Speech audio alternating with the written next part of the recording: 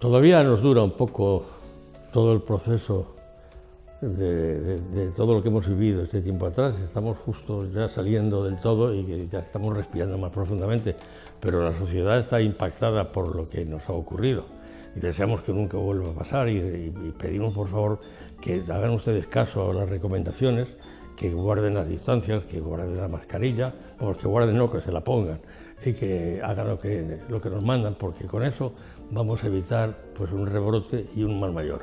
Estamos empezando un nuevo programa de Leer es un placer, concretamente bienvenidos al 11 del 6 de este mes y de este año 2020, un año que está siendo muy rariño. Bueno, pues ¿les parece a ustedes que conozcamos cuáles son las novedades en el mundo del libro? Son estas.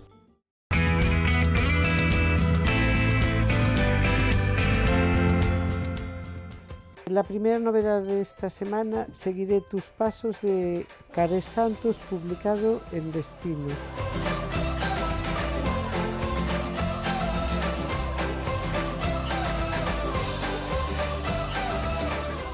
De Pedro Feijóo sale la traducción al castellano de Un fuego azul, publicado en Ediciones B.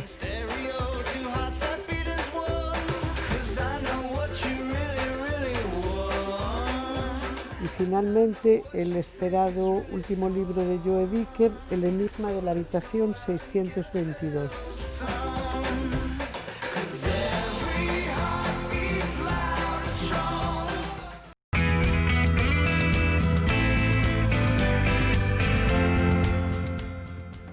Estamos saliendo de una situación muy rara que nos ha tenido a todos muy alterados y muy, como yo digo, en plan de broma, confitados, en vez de concitados, porque yo creo que nos ha cambiado a todos un poco el vivir como hemos vivido.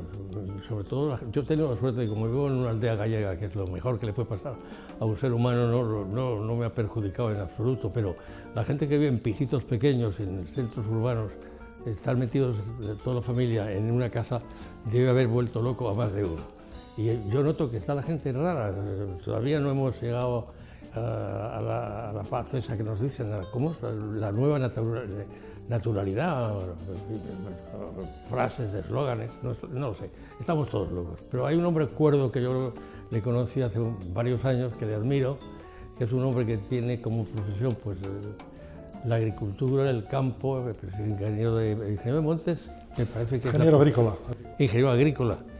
Bueno, es que yo en mi época la organización no creo que era así, porque creo que estaban unidos, no estoy seguro, porque yo ya soy muy mayor y no recuerdo, pues a ingeniero agrícola, y es José Carballido. Él es de una ciudad cercana a Ourense, que yo creo que tiene su gobierno propio y en el que viven otros amigos míos, que realmente a veces vienen al programa por mí invitados con toda la alegría y a mí me da una gran satisfacción tenerlos, que seguís salvo. Y José Carballido pues es una persona que sabe hablar, que sabe pensar y que sabe trabajar y que sufrió una injusticia muy grande durante varios años, que después ha sido reivindicado y que, bueno, pues de alguna manera yo lo celebro. O de alguna manera, no de la manera más profunda que un amigo puede sentir la felicidad de otro. Dicho esto, que creo que ha obligado, porque lo siento de verdad y quiero que lo sepas, pues vamos a volver a los días pasados. Vamos a estar otra vez confinados y ¿cómo lo has pasado? ¿Cómo has vivido esos días? Bueno, la verdad que igual que usted, pues yo también vivo en un sitio... No me llames de usted, por favor, porque que me parece una... Casi somos coetáneos, pero... Bueno, no, por favor. En eso yo subí el Tourmalet primero, O sea, bueno, faltan un par de décadas. Son 85 que te saco casi 20 años. Sí, 20, sí, yo tengo 62. 62, pues fíjate, te saco 23. Bueno, tampoco son tantos. Pero somos de unha generación de lectores e iso tamén, sí que quizá nos une eso, non? Da xente que gozamos lendo, non? Hoxe a velocidade que circula a sociedade, a veces pois parece que non hai tempo pois pararse a ler, non? É certo, eu viví, se digo, confinado, como todo o mundo, esta etapa en Seixalbo, nunha casiña, tes esa ventaxa de poder salir a tomar un pouco sol e incluso pues, acabar un pouco a horta e poñer unhas leitugas, co cual cambia bastante de vivir nun piso. Eu viví 25 anos nun piso e sei que efectivamente sería radicalmente distinto. Non? En todo caso, creo que sí foi unha boa oportunidade esta digamos, encerro, este confinamento, porque como tiñamos tantas horas de sin podernos mover, pois moitos, e quizá moita xente retomou o hábito da lectura.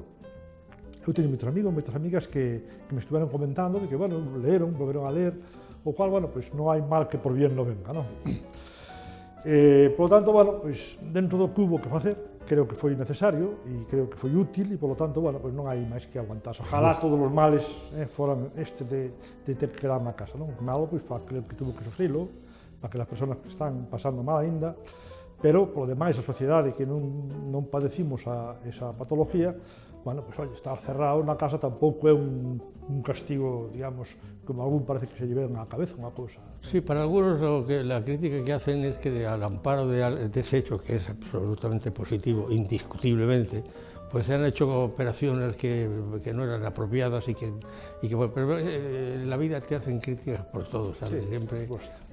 pase lo que pase, hagas lo que hagas, te van a... Pero así que vamos a ver si la primavera se acaba, llega pronto el verano y podemos vivir más tranquilos y más felices, y sobre todo que la gente tenga sentido como un sentidiño, y a modiño, otra palabra gallega que me impactó desde que llegué aquí, pues mantenga las ordenanzas que reciben, que la gente no haga esas fiestas todavía, no vayan con sus mascarillas, pero sigan las normas, porque si no la ciudadanía pues se descompone, y se enfadan, y se irritan, y se enfrentan, y se llega al desmadre.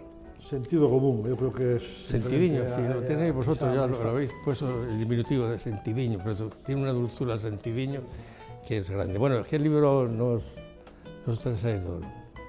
Bueno, pues eu hoxe iba a comentar de un libro, do último libro que lín estes días, precisamente, e que é un libro que me resultou moi curioso, moi interesante. O título é A luz da chuvia. É un libro que escribe dous autores, dos coautores, que é Delfín Caseiro e Antón Jardón. Os dous son veciños da Limia, e escribiron un libro conxuntamente que lle levou tempo, porque, bueno, tampouco se dedicaban intensamente, senón que iban compoñendo, pero é un libro que a mí me gusta especialmente porque o que fai é un relato desta Galicia rural, desta Galicia interior, de fai moitísimo tempo, pero fai moitísimo tempo e resulta que son 50 anos só, é dicir, fai 50 anos, non? Entón, describe unhas vivencias que, bueno, están narradas, son reales, ao parecer, ao nome das persoas que aparecen non son ficticios, pero, bueno, basado en historias reales, e o que fai é, pois, eu diría que é un libro costumbrista, digamos, dese costumbrismo que relataba a vida social, e que eu creo que é moi interesante porque eu identifico-me plenamente con ese tipo de vivencias que pasaban aí, non? Describe os lugares, describe pois ir en aqueles coches de línea donde de vez en cuando había que parar, incluso empuxar, porque non tiña potencia suficiente, ou incluso, cando iba con exceso de carga, pois aparecía a parella de motoristas da Guardia Civil e o condutor daba un berro de todo o mundo ao suelo e ali se tiraba no chat do autobús para que a policía non fixera nada. É dicir, ese tipo de cuestións que pasaron, e parece que fai 5 séculos, e realmente pasaron fai 5 décadas, non?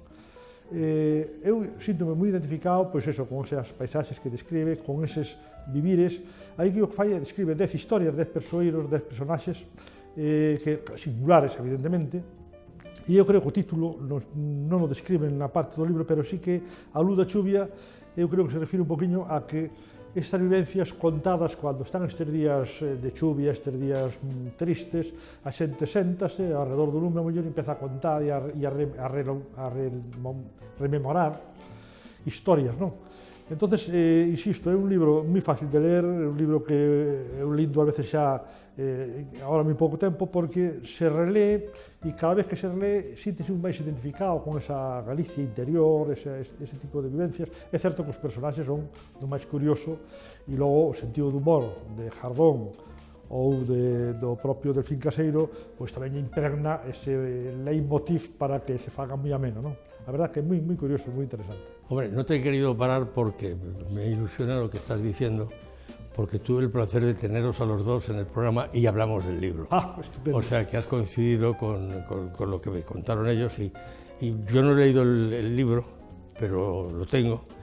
Y bueno, me parecieron además dos personajes muy singulares y muy gratos y están en la parte positiva de mi recuerdo profesional de este programa que ya va siendo extenso en el tiempo y bueno, gracias a Dios me ha dado ocasión de conocer gente que para mí era desconocida y que han caminado en el sentido más coincidente con mi manera de pensar, que no es el tema político, aunque lo roza, pero yo es que tengo un sentido de la política distinta al partidismo puro y duro.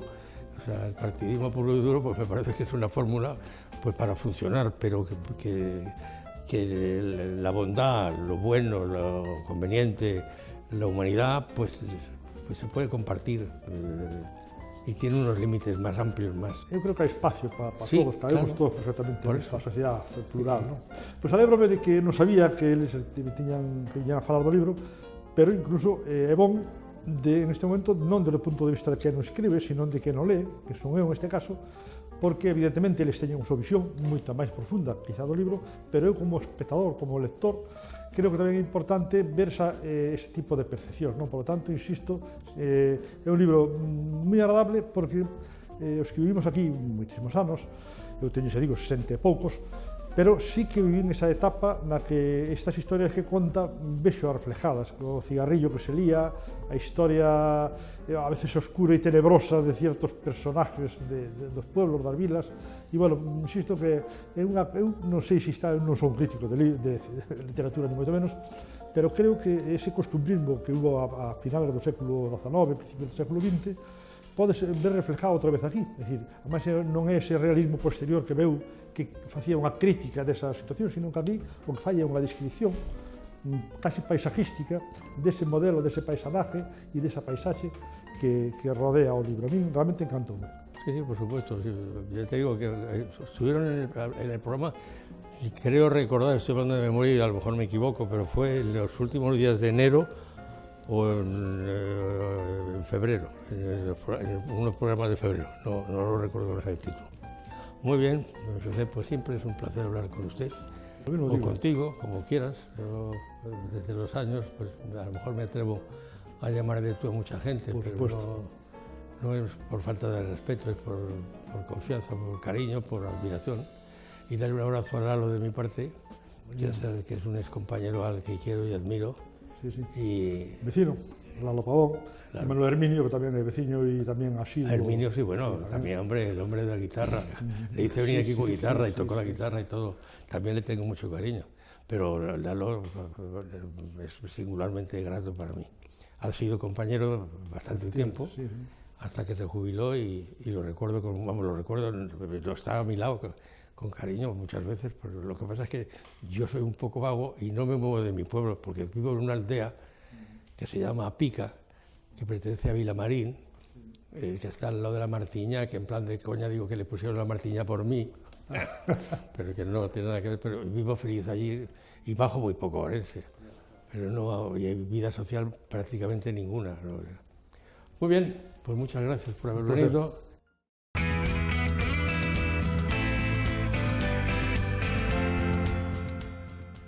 Como más vendidos de esta semana, ¿por qué no nos queremos?, de Miguel Ángel Revilla.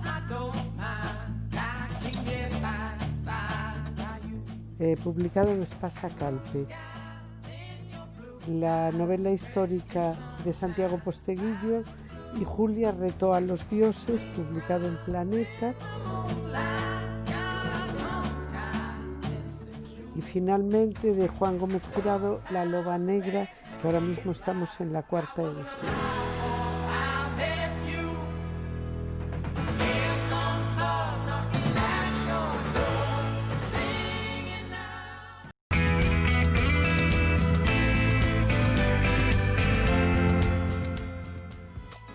Y como álbum para los más jóvenes, Mira, busca y encuentra un libro gigantesco para contar, en el que los niños empiezan a contar figuras de animales y de distintas cosas, encontrando y después lo van escribiendo en los laterales. If love is who you got with the fire in the heart, decide to give it up, let it fall apart, it's over. Oh, it's over.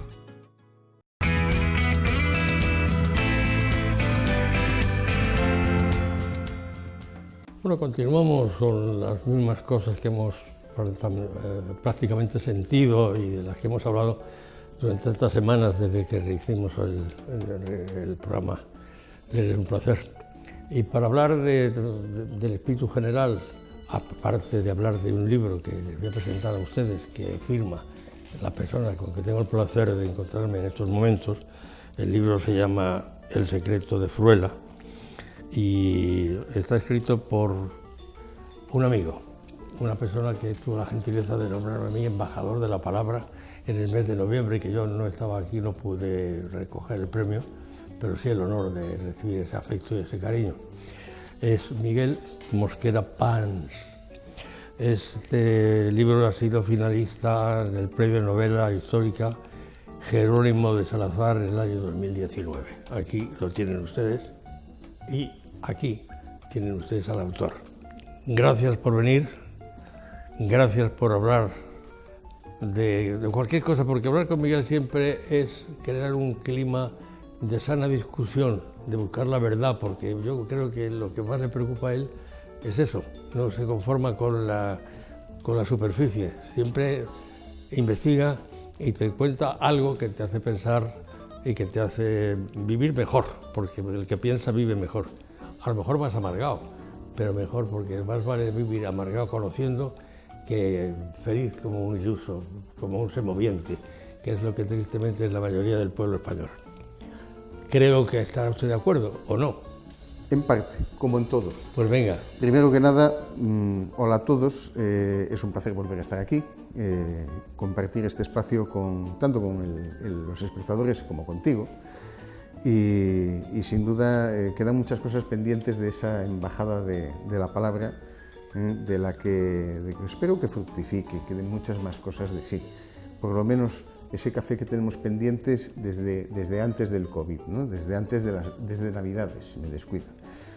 Y hoy os voy a hablar, pues sí, un poco de esto, de la verdad y lo que esconde la verdad y lo que aparentemente es la verdad. Y eso es El secreto de Fruela, esta novela que tiene más cosas. Además, quedó finalista del premio de novela, Premio Hispania de novela histórica también. Porque además fue el año 2020, porque es que fue viniendo una detrás de otra, ¿no? Y de lo que nos habla esta novela es que, a caballo de la ficción y de la historia, lo que nos habla es de algo muy evangélico, ¿no? Es muy evangélica y nos habla de un lugar, de un momento de la historia. Ese lugar es el Ribeiro, y ahí es donde se gesta toda esta historia, de unos paisajes que además eran paisajes de mi infancia, porque yo soy ribeirao, mi familia, mi padre es de Ribeiro, la familia de mi padre toda es de Ribeiro, además de una de las familias más antiguas de Ribeiro. Y esta novela se desarrolla entre esas viñas, esos bancales, y a través de sus páginas lo que se va es desgranando todo un tiempo, una época, en la que en realidad tiene muchos paralelismos con el presente, ¿no? Hay muchas cosas que no han cambiado absolutamente nada, y todo ello conduce al final a un secreto que es todavía más antiguo y que da lugar a plantearnos lo que decíamos al principio en relación a la verdad, y es que la verdad es a veces demasiado simple, demasiado obvia, y la que está recogida en esta novela te permite al final decidir cuál es la realidad que tú quieres seguir, porque eso es lo que construimos a diario, la realidad. Y concretamente, me has hablado del Ribeiro, que es la zona de tu familia originaria. Yo conozco, no bien, pero es una persona muy interesante para mí, muy mágica. Pasar por ahí te crea una sensación extraña, ¿no? Como un hormigueo espiritual. Yo no sé si le pasará a todo el mundo, o si es que yo había bebido más de la cuenta el día que pasé, que también es posible. Aunque no bebo, no habitualmente, pero bueno, aquel día sí tomé un poquito de aquellos caldos mágicos que hay en la tierra, en esa tierra. Y bueno, pues cuando se habla de esas cosas a mí me da un poquito el vellito, se me pone de punta. A ver, el Ribeiro abarca una historia trascendente de Galicia, incluso de España, porque va mucho más allá simplemente de una historia de vinos. El Ribeiro es una historia de vinos, pero el Ribeiro es la historia de un montón de familias, de unos linajes, de unas órdenes de caballería, porque estaba la Orden de San Juan y estaba la Orden del Temple. Es hablar también de las otras órdenes, de los Bernardos, de los Benitos. Estamos hablando del monasterio de Oseira, del monasterio de Santa María de Melón, del monasterio de San Clodio, es decir, y todos ellos tenían algo que ver en todo esto.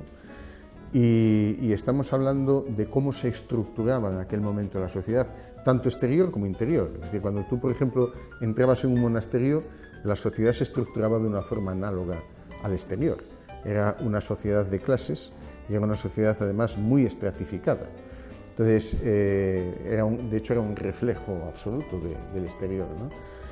Pero además... ¿Pero que el reflejo era del interior sobre el exterior o del exterior sobre el interior? No, Parece que es lo mismo, pero no lo es. Era un paralelismo absoluto. Era un paralelismo. Era un paralelismo. Los monasterios, de hecho, se organizaban como las sociedades. Estaba en la cabeza, que era el señor feudal, además nunca mejor dicho, porque el señor feudal era el que nombraba al abad. El abad posiblemente no tenía ni vocación religiosa ni nada que ver con el monasterio, era el hermano, posiblemente era el hermano del señor feudal, lo nombraba abad y el abad posiblemente no aparecía en el monasterio en los días de su vida, tenía un mayordomo que recaudaba las rentas y se las enviaba. Y después estaban los frailes estratificados según su extracción social y según en el momento de ingresar la dote que la familia daba. Y según esas dos hechos causales, esas dos características, el hecho causal era que automáticamente ocupaba un puesto en la sociedad. Y después venían, de hecho estos eran los que eran ilustrados, los que sabían leer y escribir. Y después, paulatinamente hacia abajo, venían toda la servidumbre. Y esa servidumbre ya se extractaba de la capa de los siervos, de la gleba. Es decir, la estructura era análoga, absolutamente análoga. Lo que sucede es que además la mayor parte de los monasterios que recibían cotos acababan convertidos en depositarios de una sociedad feudal en la que tenían tantos vasallos como cualquier otro noble, con todas las obligaciones que eso suponía y las prebendas que eso suponía.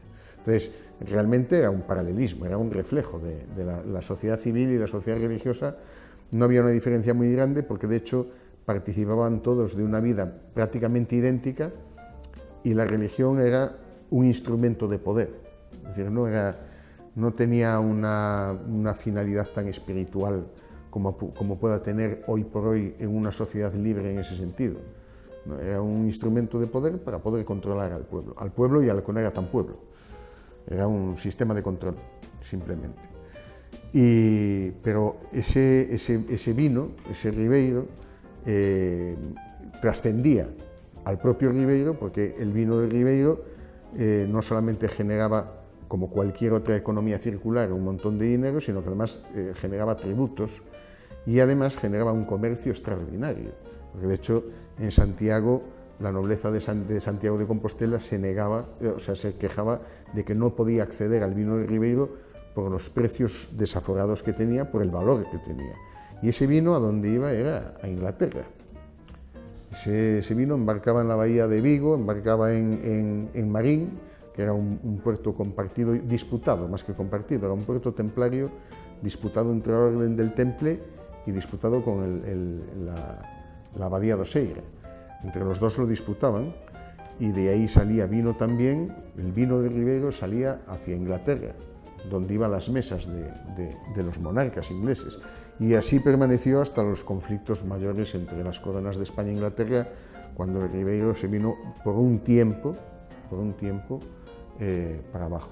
Pero realmente no desgrana toda esa historia, porque esa historia aún llega hasta la infección de filoxera del 18 y va más allá de todo eso, ¿no?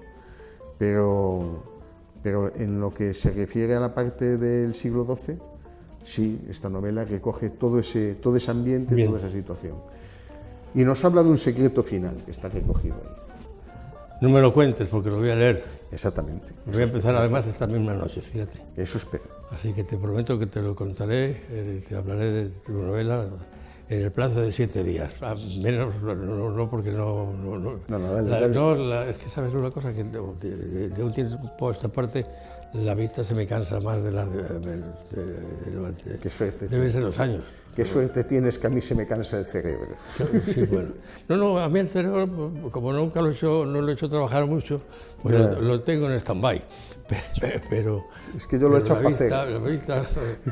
La vista que es la que trabaja, pues va fallando. Don Miguel, como siempre es agradable hablar contigo, como siempre grata tu presencia, y yo creo que los espectadores habrán sentido curiosidad, y si no lo han sentido, lo siento por ellos. El secreto de Fruela, Miguel Mosquera Pans, pues este es el libro que nos ha traído hoy don Miguel, y les recomiendo a ustedes, creo, lo voy a leer yo primero, pero ya me atrevo porque me regaló otro libro que tengo en casa que no lo he terminado de leer porque es muy amplio y la verdad si dijera que lo he leído mentiría, que es sobre las plantas, muy interesante, y sus artículos en La Región pues siempre tienen su aquello, así que yo soy hincha de nuestro amigo. Gracias por la atención que nos han prestado y me voy a permitir terminar el programa contigo. Voy a decirles a ustedes que no se acuerden de que leer es un placer, no olviden que leer es un placer. Es un programa que produce Telemiño, que lo emitimos concretamente a través de nuestra señal, que las entrevistas las hacemos en el lugar de mayor prestigio cultural de la ciudad de Las Burgas, que es el Liceo, que lo pueden ver también a través del canal 133 de RTelevisión, poniendo en el ordenador aquello de telemino.com y que a lo mejor aparecemos. Gracias por la atención que nos han prestado en el programa de hoy y hasta una próxima ocasión.